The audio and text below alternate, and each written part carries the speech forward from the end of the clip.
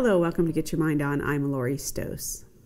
Well, it's the week of love. As you look into the stores, you see all the commercialism of all the Valentine's items, the candy and the flowers increased by double in their price, all the cards, and all the things that we think about with love.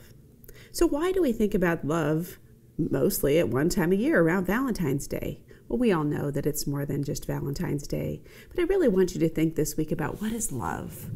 And you think, gosh, we're kind of going down this direction of, Laura, usually you focus on business conversations or things to make it better, and today we're focusing on love. Well, love really is at the core of all of this. Everything that we do starts with us. It starts with you. And when we really think about our lives and who we are, we first have to start with loving ourselves. So when we think about love, we think about who do we love? We love lots of people, and maybe what do we love? Those types of things we do in our lives that we love to do. We love to play tennis, or we love to do this at work, or we love to do that. When I looked at the definition of love, I just was curious to think about what does it say in Webster about love? Well, love was always attached to an emotion. It was always attached to a person, a kinship, a friendship, a affection for others, an honor, a trust, those kinds of things. It took a little bit down to the definitions to really get to it, not talking about another person or a connection emotionally. So when we think about that love, sometimes we have expectations that we need to receive love from others, that others need to fill our hearts and souls with things to make us feel full, which is true. There's some of that to what love is. And many of us have so much love in our lives that we're so blessed with that because we have many people around us who do give us great love. But first, let's start at the core. When we think of love, what do you love about yourself? And sometimes, there's certain things that we go, well, I don't know, I just am who I am. So it was my birthday this week, and my friend bought me this mug, strong, courageous, and beautiful. So, you look at that and go, oh, wow. She goes, well, that's just you. And I'm like, oh, and I went, oh, you're right. I am strong. I am courageous. And of course, there's parts of me that I love and are beautiful. And so when you think of that, you look at how others see you, and you have to think of the things that you look at and say, I am strong. It was interesting because this last week I asked for some feedback, and of course the comment was that I was strong, and I instantly went, oh. And so when we think of those things, we have to think of those things that we love. And yes, there are parts of my life that I am very strong in, and I have to manage that.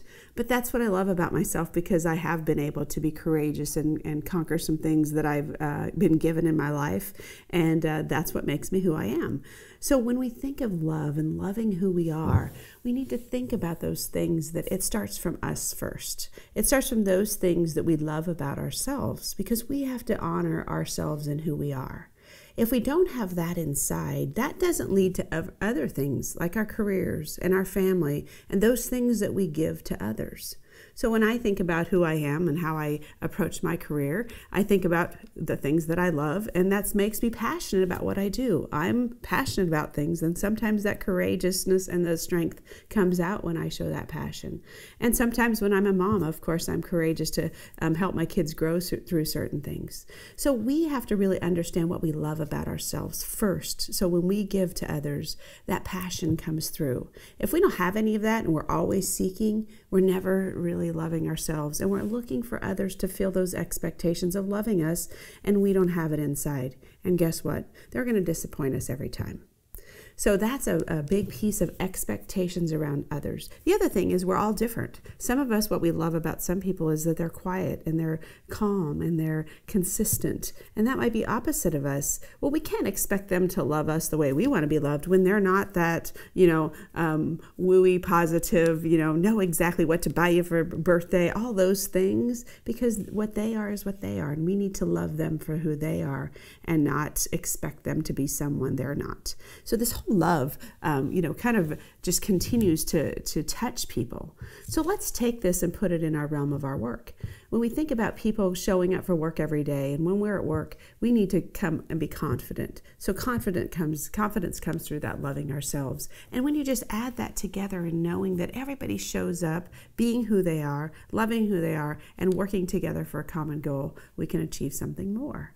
And that's when the growth and the energy creates. I think about our healthcare system that we've created. There is a deep love in there. There's mission, there's passion, there's compassion every day. Even if it's an analytical doctor loving what he does, his love comes from helping someone solve a problem about their health. That's very different than maybe someone who has that tender touch and compassion, who just listens to that person and looks them in the eye that day and listens carefully, because they may not have had anybody listen to them that day, or maybe for days. So that's a very different love, but it's all love that we all need to really exude and to accomplish the goals that we have, whether it's organizationally or in our family or personally. So for positive charge this week, I want you to think about love. And what do you first love about yourself? Second, do you have expectations of others to love you in a way? And third, let's think about love in a bigger way and how you can contribute with others at your workplace with love. So bringing it all together, loving ourselves comes from the inside first. We have to love ourselves inside to really reach the outside, to reach our goals and our missions and accomplish what we're here to do. Thanks for joining us today, and remember to get your mind on.